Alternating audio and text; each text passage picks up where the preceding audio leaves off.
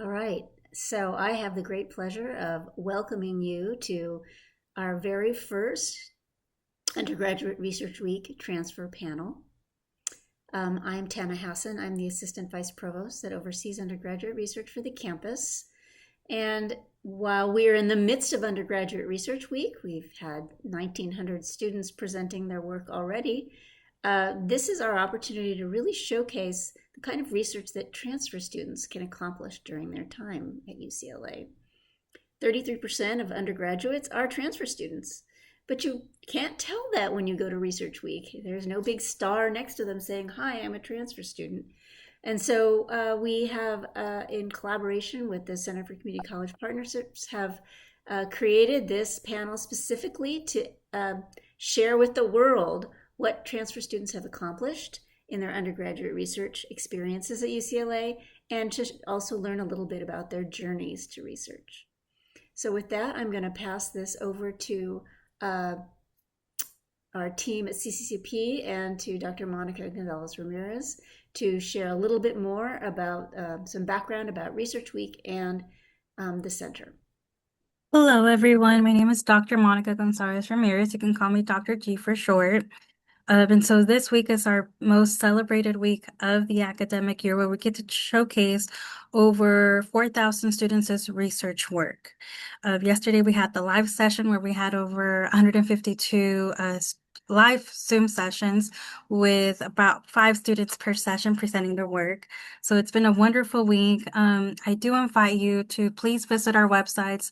I included the QR code for both the URC Sciences, the Haas, and the CCP Center. Very briefly, our centers for URCs, we offer different research programs, different scholarships, a lot of mentoring, and overall just connecting you to different faculty, to different research positions, to different research opportunities, how to prepare the documents so that you are able to do research. Um, and so please check out those websites. Like I said, we have over 4,000 students conducting research.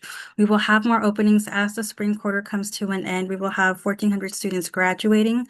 So there are 1,400 new opportunities. If you haven't gotten into research at UCLA, now is the perfect time. If you are already doing research, take advantage of the research that is being displayed now so that you can possibly do interdisciplinary research in the future.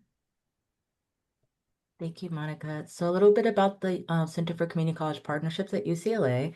So CCCP, this year we're celebrating our 25th year.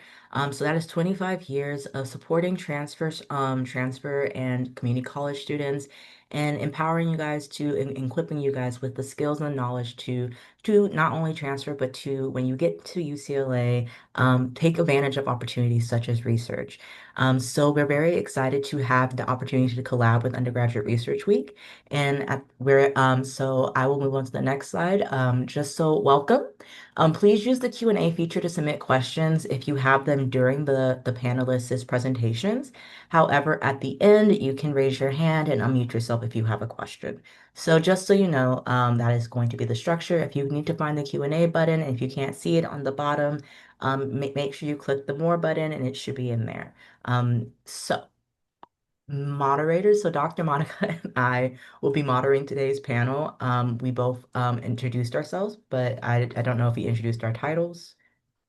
I don't think I did. So I'm one of the assistant directors at URC. There are 3 of us.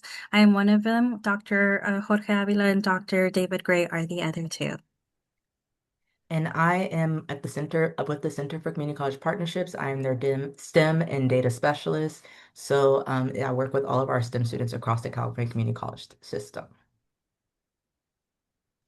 And so these are our panelists. Can you guys briefly just state your name, your major, and what community college you came from, and what is your research about, just so the audience knows a little bit before you start presenting. So we'll start with Priscilla. Hi, everyone. My name is Priscilla. I'm a fourth year materials engineering major. I transferred over from Foothill and De Anza College, so I was dual enrolled.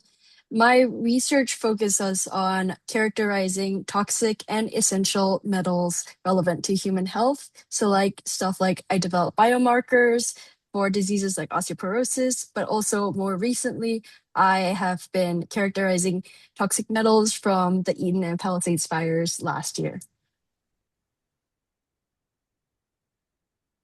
Hello, everybody. My name is Josh Young, or you could call me Justin. I am also a fourth year transfer. I transferred from Pasadena City College, so go Lancers. And my major is environmental science, and my minor is in conservation biology. And a brief overview of my sort of research is I look at harmful algal blooms at Santa Monica Bay. So they're these tiny microorganisms called phytoplanktons that can be harmful. Hello, everybody. I'm Charles Victorio. I'm a third year physics major from Irvine Valley College, and my research is about building cheaper cosmic ray detectors. Hi everyone, my name is Glenn. I'm a bio major and biomedical research minor, and I transferred from Diablo Valley College, and currently I'm in the Butte lab, and my specific project is assessing the effects of a VAV1 mutation, of a gene mutation, which I'll go into later, that we found on a patient on regular T cell functioning. Hello, everyone. My name is Brett Baptist. I am a molecular and developmental biology major. I'm a third year here, and I transferred from Modesto Junior College, and I study neurodegeneration and protein aggregation that is associated with it.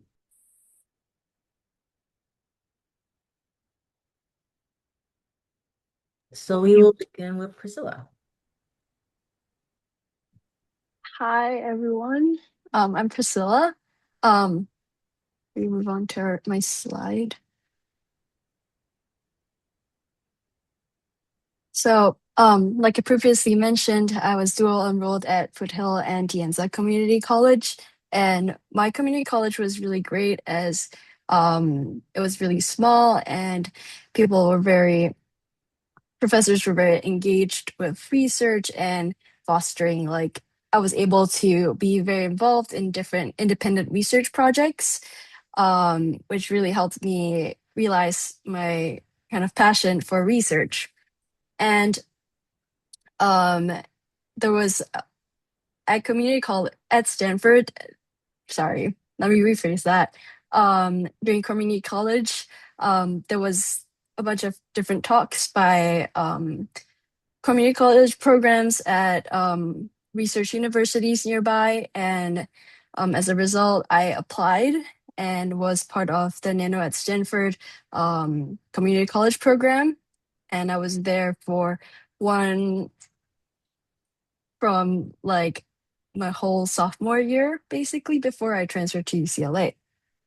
And then once I transferred, I was part of the Sustainable LA Los Angeles Grand Challenge Undergrad Research Scholar Program, which required us to pair up with a faculty mentor and to do an independent project as well as a group project. So that's how I got involved with Professor Zhu Feng's group at the UCLA Fielding School of Public Health. Kind of what I realized when I was doing work for Professor Zhu. So kind of a little background on my research. At Stanford, I worked at an analysis facility more than a research group. And so I worked with different mass spectrometers and was involved in analyzing different types of samples. Whereas at Dr. Drew's group, I was more involved with collecting these samples that were then used for the analysis after. When I was in Dr. Drew's group, I realized that I wanted to actually expand more on these analysis techniques more than just sampling and creating the experiments. And so I reached out to Professor Francois Tissot at Caltech, and I have been working in his group since April last year, and was lucky to be part of the Caltech SURF program last summer, and also really proud to be part of the UCLA URFP program. I think what I wanted to talk about in this research panel was I was really lucky with all these programs that I was involved in, but also kind of on the back end of it before I was able to um, enter the first Nano at Stanford program. I actually applied to that role 3 times and was rejected 3 times before I finally got into that program. I for every single kind of research experience I had, I cold emailed multiple people, and um, basically, this was how I came about these research opportunities. There's kind of it's a lot of like figuring out what you want to do as your research, but also kind of timing and kind of matches with the professors. That is how I came by these opportunities. Um, I think another question I wanted to answer was how I balance my life with academics and research, because concurrently I've been working in Dr. Drew's group, but also Professor Tissot's group. Um, and it since Caltech is in Pasadena, that involves a lot of traveling. So I do have to say I'm not the best at balancing both academics and research and life. Kind of how I go about it is I time block certain things that are non-negotiables, like exercising or hanging out with a friend, maybe like a couple times a week. um, but other than that, um, I think it's still a work in progress. Thank you, Priscilla. So, Priscilla will have to leave the panel early. So, if anyone has a question for her right now, she can answer one question before we proceed to our next panelist.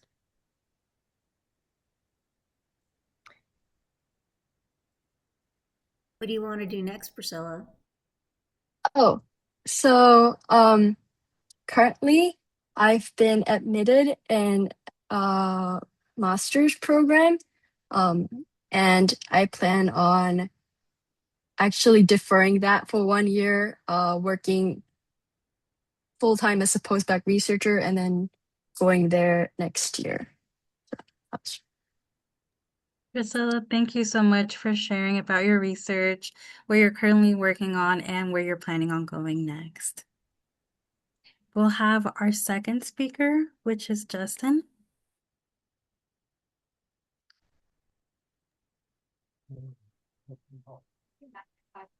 Hello, everybody. Hi, I am Justin. And can we go on the next slide, please? All right. So I wanted to start sort of my journey with a few pictures here. As mentioned earlier, I major in environmental science with a minor in conservation biology. But more importantly, I am proud to say that I am a transfer from Pasadena City College. So that is the very first pictures that you see here on the left-hand side.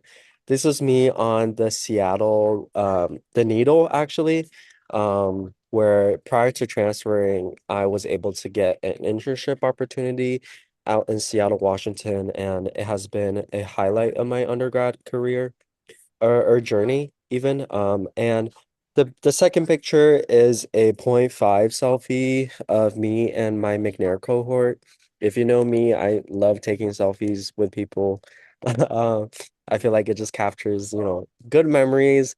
And I look back to this moment and it reminds me of our time in Atlanta. This is where I presented my research for the first time, sort of in a very large scale. So we presented along with many other McNair programs in the region on our research. And the third picture here is me looking at a cacao pod. This is like straight from the left field. My research is nothing related to this research that I involve myself with, which is my environmental sciences practicum, aka our senior capstone project. I chose to be involved with this project called the Ebony Project, which works with the Congo Basin Institute, but also in collaboration with Taylor Guitars to look at how to sustainably harvest ebony trees.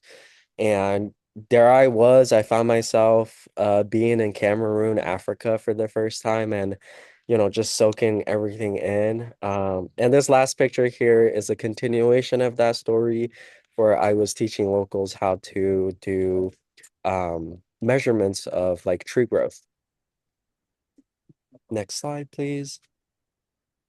And yes, yeah, so you might be wondering like sort of how I got into environmental science. So I started in high school, or like my interest started in high school, where I was trying to figure out my interests. I knew I wanted to go in STEM, but I didn't know exactly what part of STEM. And I took AP environmental science, and my teacher at the time, she was the most like motivating person ever, and I got to be in a club that she created. So I was a part of that process, and that really sparked my interest in the STEM field. And coming into PCC, I knew I wanted to pursue environmental science. But also didn't know what research area I wanted to go in. I was like, okay, environmental science, but it's kind of broad. How do I narrow things down?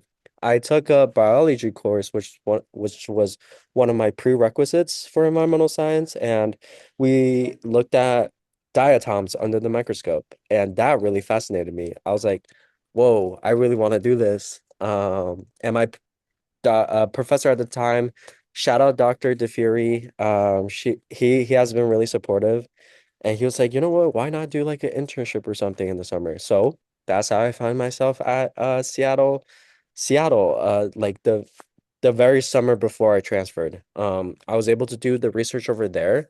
I really enjoyed that process. And before coming to UCLA, I would say a month before I just started doing research, I started cold emailing professors, and Dr. Eagle welcomed me with open arms, and that's where I continued my research here. Next slide, please.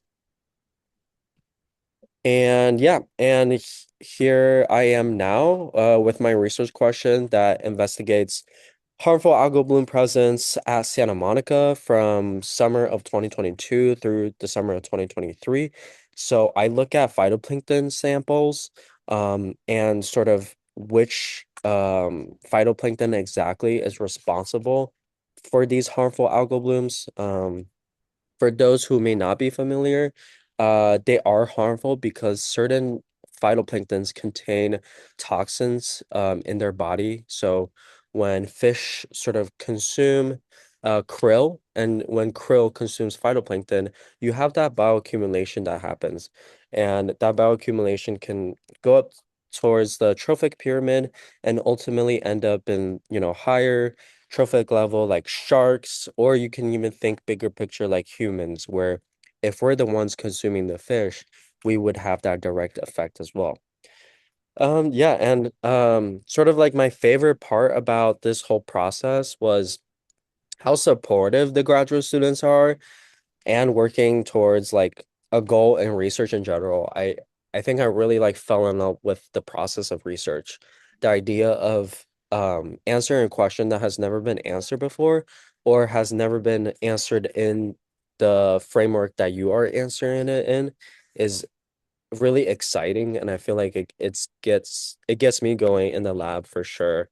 Um and yeah, like sort of like add this question, how to navigate uncertainty. Like, when you are sort of pursuing research at a institution like UCLA, you definitely want to be proactive and an advocate for your time in the lab. It really is like what you make out of it. Like the effort that you put in is what you get out of it. And I know some of my peers who've put in a lot of work and was able to get published for their work and their contribution. So it kind of really is a rewarding process. And yeah, and I guess keeping everybody updated. And don't forget about, professors at your community college. I still keep in contact with them. Like I think a few weeks ago I sent them an email about like just updates on life. So I think they do appreciate that. And yeah, to end with my section, I put a few fun pictures here to kind of show like it doesn't have to be all science or all research or all academics. Like you can have fun while you are doing research. I'm also involved with the Environmental Student Network Club. I am part of the board of that club. Um, but yeah, in my free time, I also like to go camping. This is a recent picture of me at the Sequoia National Park. And yeah, thank you. Thank you, Justin. And yes, professors do love to keep in touch with students, especially when you guys have moved on. We like to hear what you're currently working on. Thank you for sharing. We'll go on to our next speaker, Charles. Hello, everybody. I'm Charles Victorio. Can I get the next slide, please?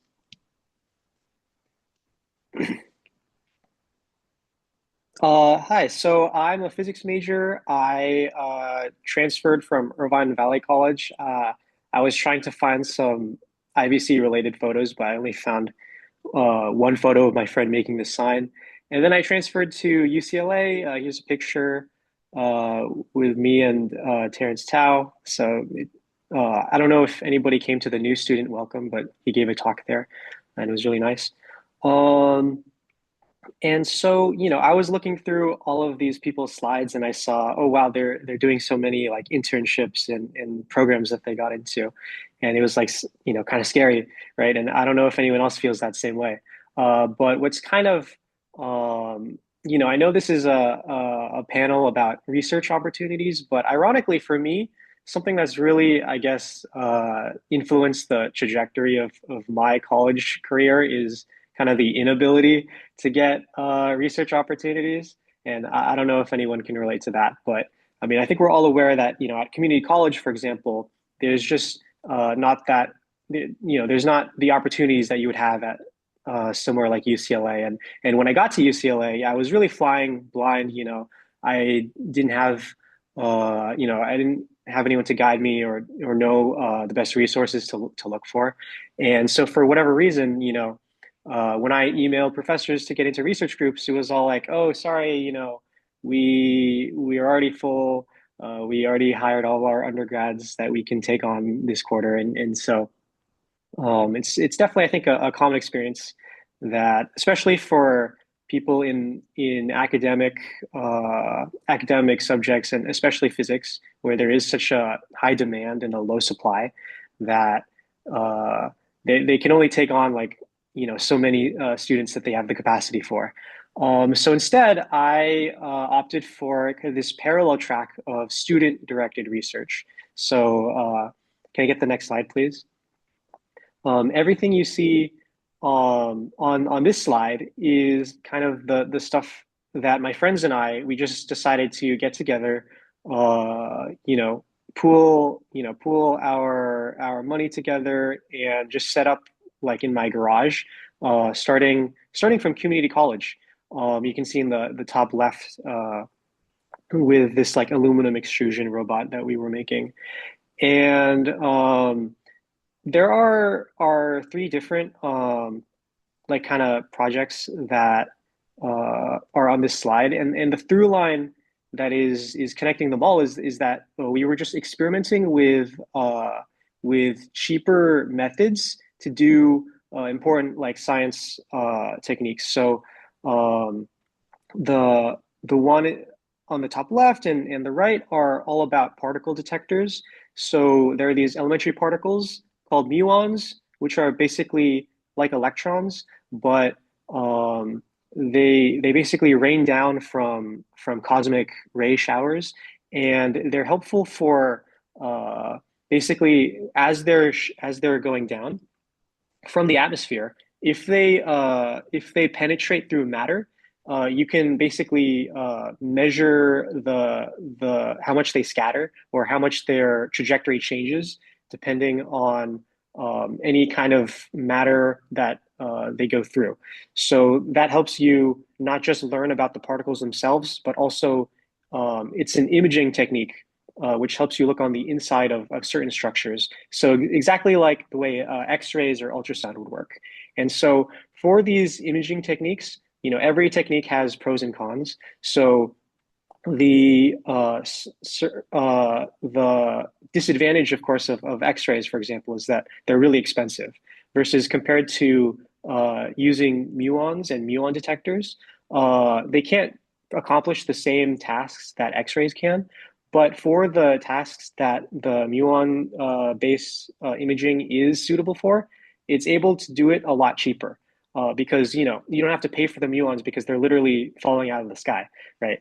Um, and so what I realized, so the next project is also related to the idea of making cheaper versions of techniques. So we were doing E. coli detection in water, and we put the entire like apparatus for detecting that on these small chips. They're called microfluidic chips, where basically the entire kind of reaction is just put on this small like portable piece of acrylic that you can carry around and ship over long distances. And it will help to make it more like compact, which is actually something that you don't really think about. But if you are living in the global south where there are a lot of logistical challenges, the electricity goes out all the time, then all of these things we take for granted, like refrigeration and having access to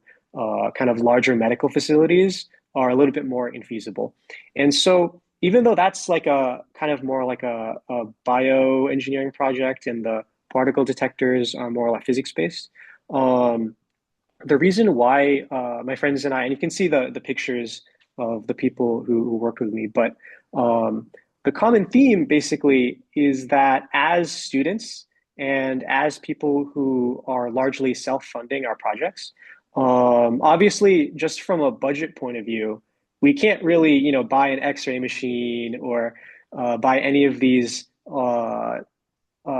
pieces of equipment that large institutions would have access to, if you have grants, if you have institutional affiliation, right? But it's not just because of the cost itself, but it's also different kind of like marketing, like positioning, if that makes sense. Like if you are someone who has a large amount of money to spend, then your comparative advantage, if you know what that is to kind of take advantage of that. And you really, it's kind of optimized for you uh, to use the X-ray machines for the imaging or the photolithography machines for constructing the microfluidic chips. Because if cost is not really a barrier for you, then why would that be something that constrains you, right? And of course, that's not to say that nobody, at UCLA, for example, is doing anything that's like more cost sensitive. But the incentives and the interests are more aligned to where you don't really consider those as factors that are as important as you would if you are someone who, for example, is in like a developing country, for example, and you need E. coli methods which are optimized for your use case.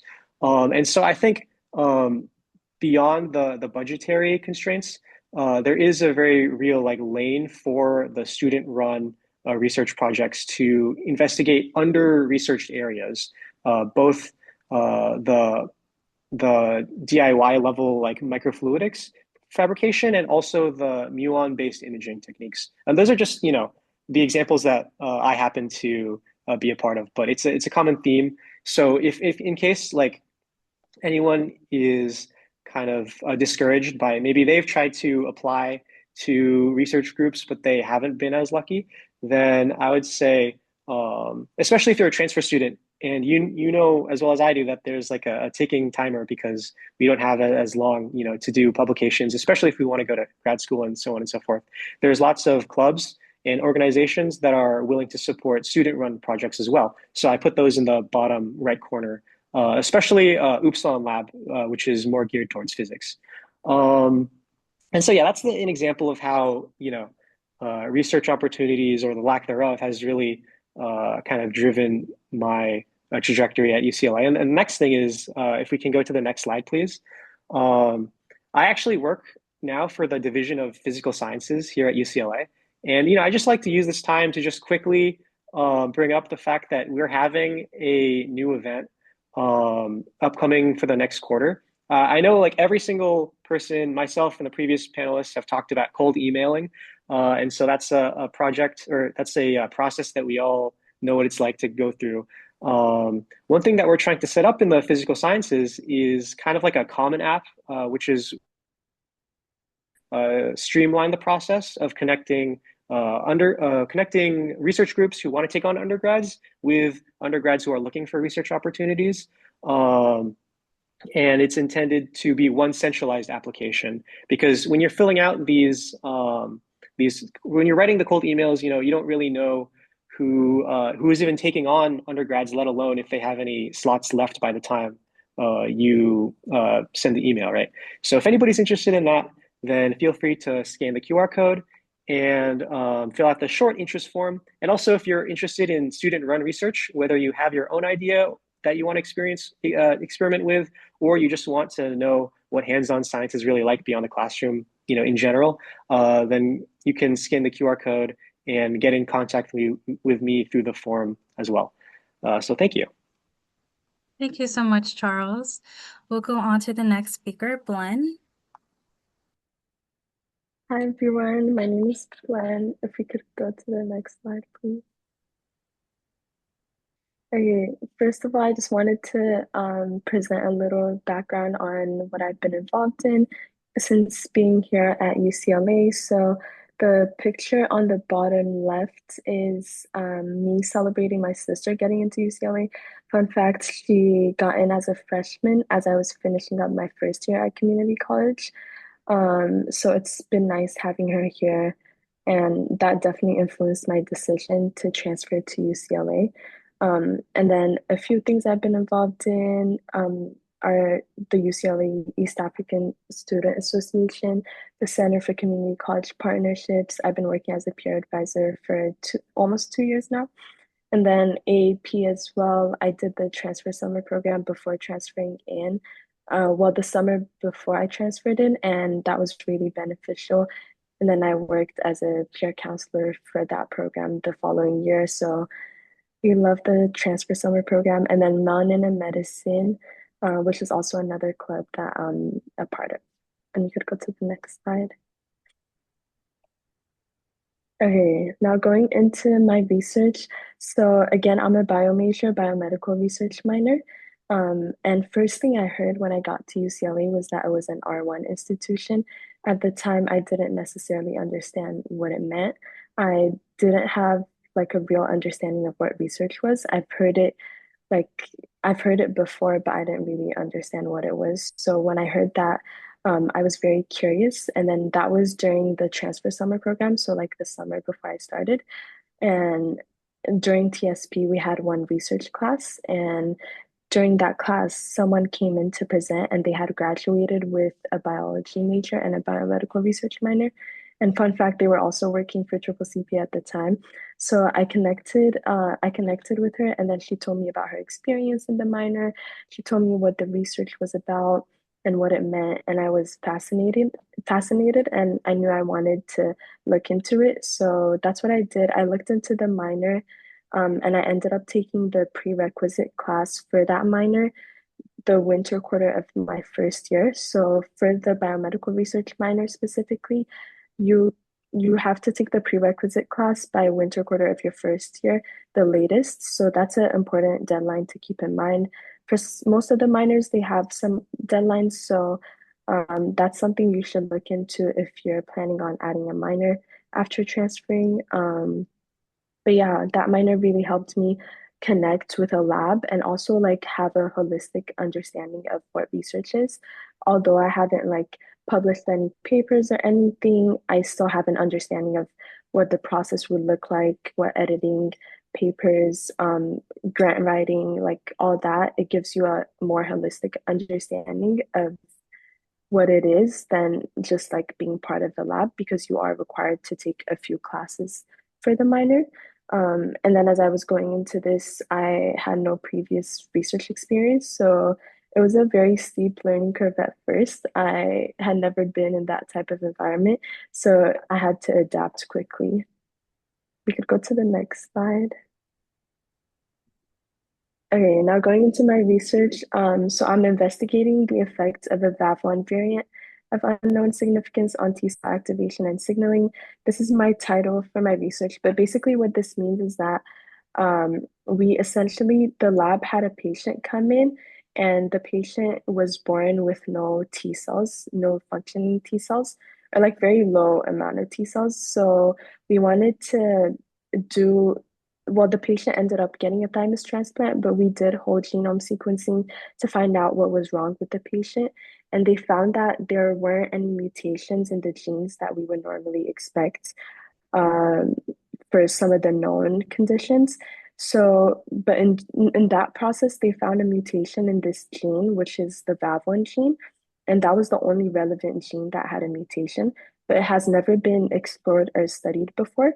So that's what my lab wanted to look into, and then they did some experiments in the beginning, and they got some promising data. So that's what I'm looking into how that mutation could affect the T cell functioning and the immune system overall to hopefully be able to understand the patient's condition.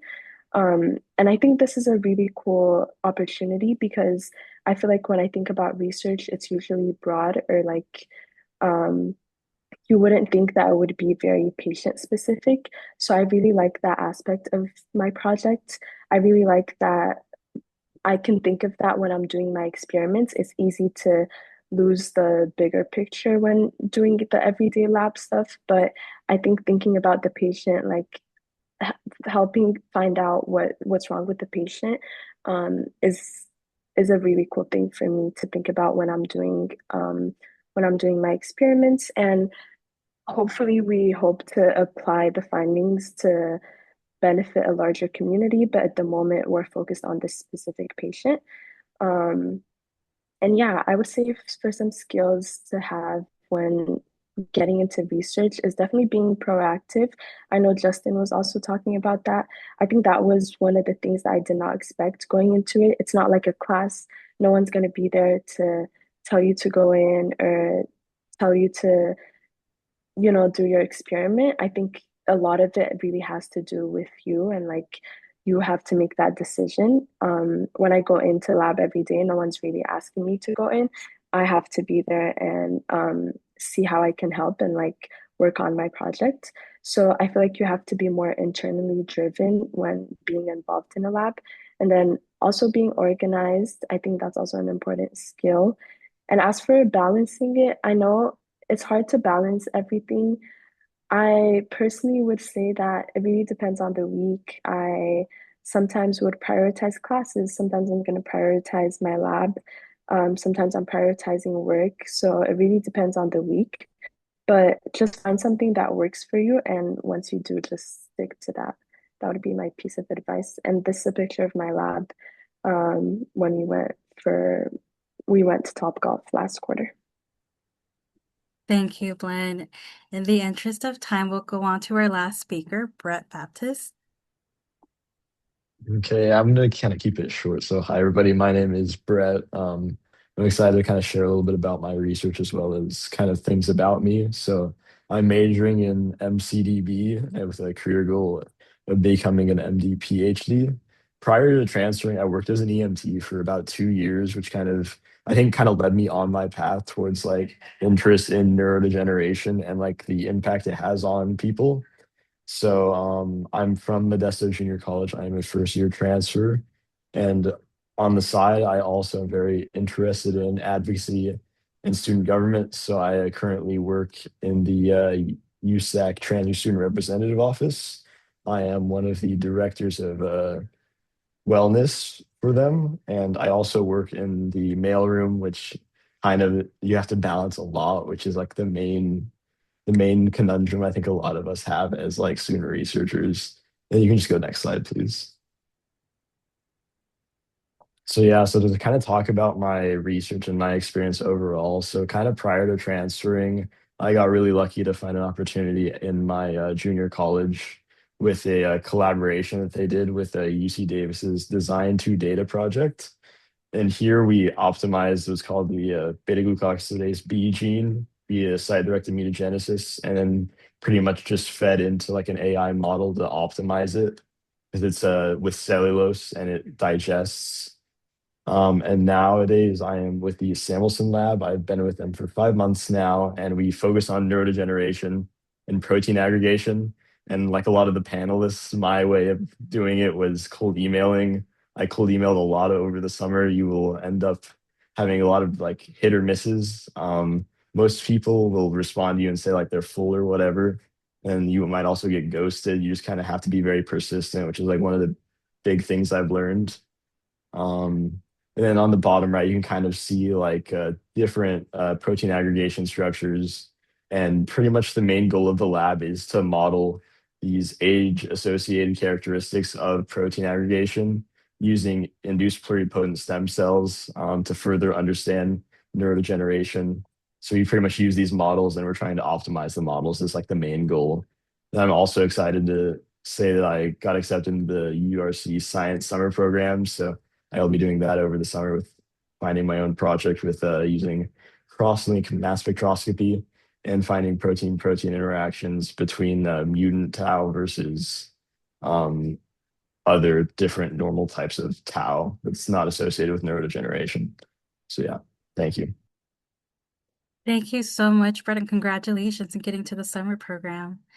Now we will go ahead and open the session to any questions. So please feel free to unmute yourself if you wish to ask directly to the panelists or drop your question in the chat. There is one person, Clay, who's asked for Charles to put that QR code back up, if that's possible. Oh, I can well, put the slide back up. Yeah, there's somebody who really wanted to join your. I signed up. yeah, I saw that. Yeah, we're getting some responses, so I appreciate Yep. So if you can share that QR code, that would be great. And I answered most of the other questions that came in the chat because they were very general. But Thank you, please Tamara. share your questions. I'm really curious about how research has changed what you think you want to do after you graduate. So whoever of the panelists wants to answer that question, please feel free to unmute yourself. I can kind of share. I think initially I was very adamant about like just doing MD solely, just because like the time that it takes for MD PhD was like very daunting to me. But like after doing research as well as like I know the community in my lab is just like they're very uplifting and it kind of just inspired me to probably do MD PhD if I get the chance. So I think that's kind of what shifted my views for sure.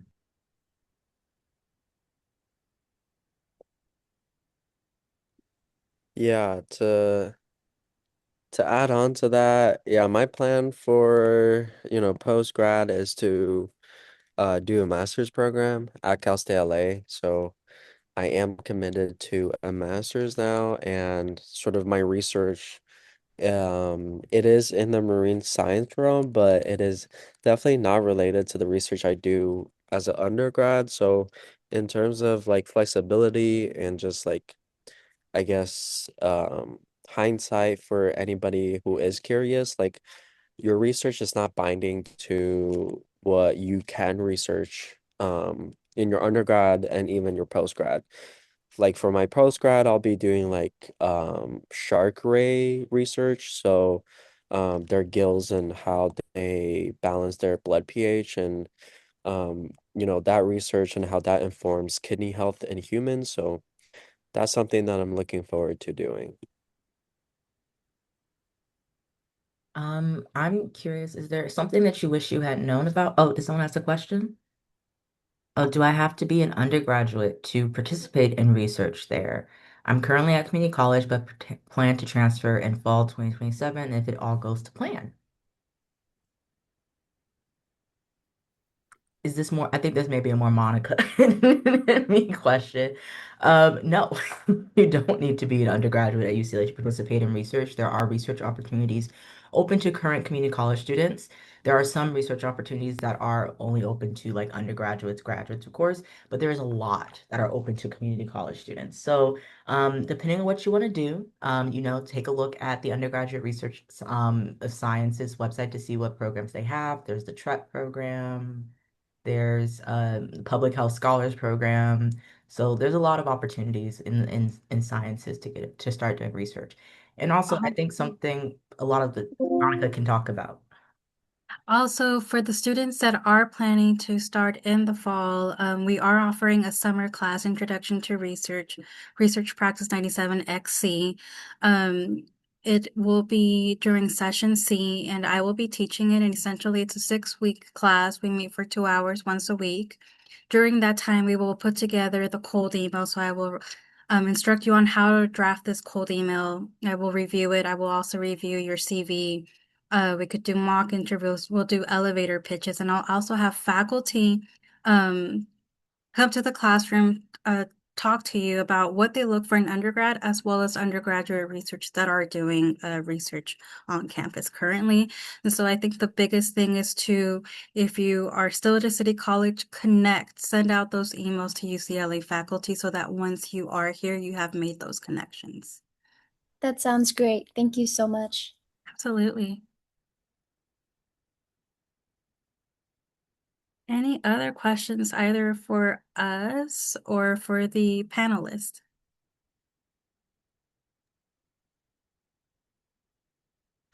I have a question. So what is something that you wish, one thing maybe, that you wish you knew about undergraduate research before you transferred to UCLA? Um, yeah.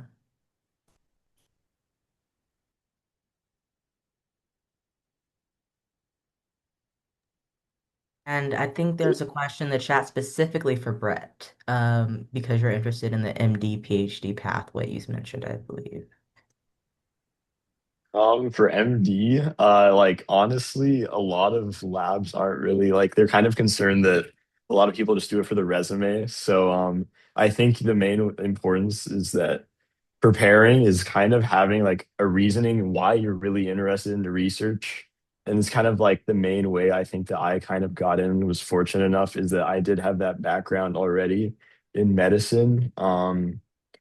Yeah. So I think just try to just cold email like honestly ASAP. Like that's as soon as that's exactly what I did as soon as I got in and just try like literally just scour every like all of the UCLA website for all of the different faculty that are doing research and just keep going through the list that like interests you. And yeah, that's like what I have. Also visit our website, the Undergraduate Research in the Sciences, so that you are familiar with the research programs that we have. Some are 1, some are 2 years. That way you don't miss the deadlines. You prepare during the summer, you make those connections. Then if you're ready, you can apply. And I will add that link in the chat in a second.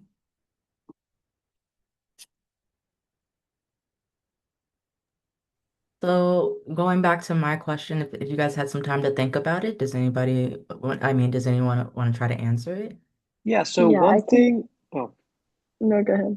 okay, thank you. Well, one thing just from what I've heard from professors is that a lot of students are maybe they only are like coming at the mindset of like, oh, I want to try something out for for just 1 quarter and see if I like it, and that's kind of the mindset that they're bringing.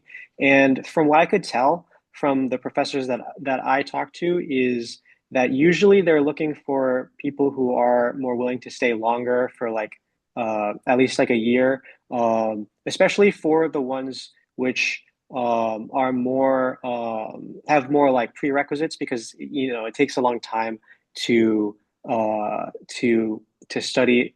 That being said, it definitely probably varies like from lab to lab, but from the professors that I've talked to, uh, you know, you should just come into the mindset of wanting to be or like being available for a longer period of time in order for them to see you as like a serious candidate. Okay. Glenn, if you want to add, do you want to add any to that, or do you think Charles covered it? Yeah, I was just gonna add that for me, I would say probably looking into all the different types of research that you could do. I think I had a very limited like understanding of what research was. So it doesn't have to be just wet lab. It could be like computational, it could be like public health type research. So really looking into what programs are out there and kind of deciding what you might be interested in. And then don't be afraid to like change around. If you don't like your lab, don't be afraid to find another lab or find another opportunity. But yeah. Great. So there's some other questions in the Q&As. I'll read them out. So for any of the panelists, what would you say you had a specific research goal in mind, or did it develop based upon the labs you became a part of?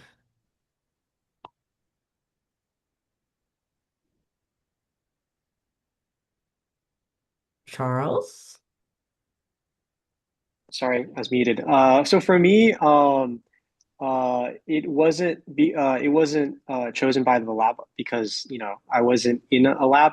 So the research direction that I chose, I was talking about earlier that it was focused on making more affordable versions of like already existing scientific processes, and um, if this helps with some insight about what research directions might be interesting, there's this idea of effectual reasoning. So instead of having a certain predetermined goal in mind, like, oh, I want to study this subject or this subject, you instead take stock of like what kind of resources you have at your disposal in terms of knowledge, connections that you have, technical skills, physical resources, and then see what is kind of more aligned with what you already have. And that is what they say like it's kind of the mindset that is applied to entrepreneurship, but I think it also applies to labs if you or to research if you are someone who is interested in picking your own research direction. Thank you, Charles. Does any other panelists want to respond to that question? Justin? Yeah, so yeah, adding on to Charles' point, I think Charles has a really good overview of how your research interest kind of develops as you go. Like, I definitely share the same sentiment. When I came to UCLA, I think it helped that I already had some internship experience right after graduating CC, but right before coming to UCLA. That helped definitely like navigate and like narrow down my scope in terms of, okay, I want to do marine science research. But within that, there's still so many options I could go. So yeah, like Charles was saying, really like kind of just depends on like what lab you're in, but also like whether you see yourself in that position for the next like 2 years that you're here. So it's really about like picturing your future and thinking about also it might be like far away now, but thinking about post graduation, like is this something that you would like to do long term, or is this something that you would just like to experiment? Because um as much as it is a commitment, it is also your time to learn who you are as a researcher, and your research uh, interests can definitely change through time and through your experience with each individual lab because not all labs operate the same way. So it's important to have that diverse set of experiences. Thank you. So I think we have time for one more question. Um, and I would like to prioritize a question to the panelists because the last other question in the chat is more, I think, something Monica and I can answer, and I can answer that towards the end. Um, so does anyone have a last minute question towards the panelists?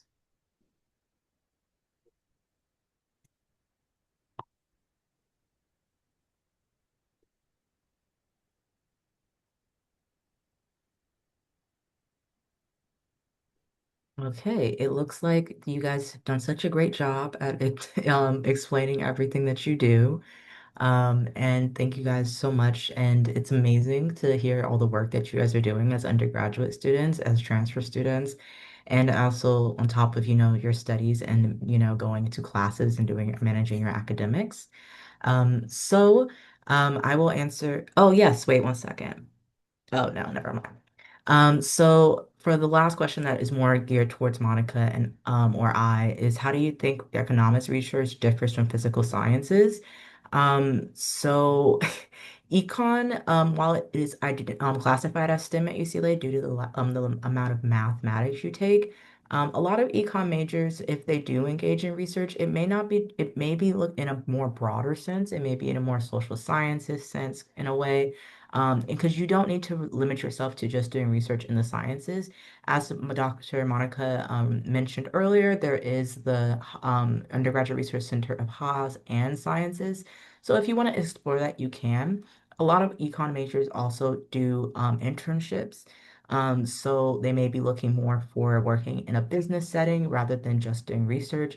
But if you know you want to explore more of the research dynamics within business economics or within math and econ, because we have three different econ majors, you can really kind of play around with that and discover it and work with faculty. But you also can work with faculty outside of your discipline, so don't limit yourself to that as well. There are a lot, I mean, there are a lot of applicants that we like went through, and when we went through them, one thing I found very interesting is that a lot of them are not just doing work in their discipline. Like they are doing things beyond their discipline, and those skills still are applicable to what they're studying. I don't know if you have any suggestions, Dr. Monica. In the interest of time, I do want to get to another question since you did provide them with an answer, and the question comes from Joyce. It says, it's for the panelist, how difficult would it necessarily be to get your name published on a research article? Number one, and have any of you guys achieved that? It's a great question. Or I guess I close can to kind being of published? Yes, go ahead, Brett. answer that. I think like in terms of like number one, typically that's the individual that kind of did all of the work. And that's usually more associated with the grad students, just because they are in the lab for probably like literally 40 hours. Like it's like a full-time job to them. And as a student, typically you're going to be in there for probably like 10 or so. So usually, unless like you're very determined and do it like throughout your entire like time at UCLA, I think it's pretty rough to actually be like published like as your name with number one. I think it's definitely feasible to like have a publication and like be associated with that paper. But yeah, and I would say like I think my name will be on a publication, but it will not be number one in that regard. Oh, okay. Thank you so much. You hear so many pre-meds, their names being number one. And so you think it's pretty achievable, but thank you so much once again.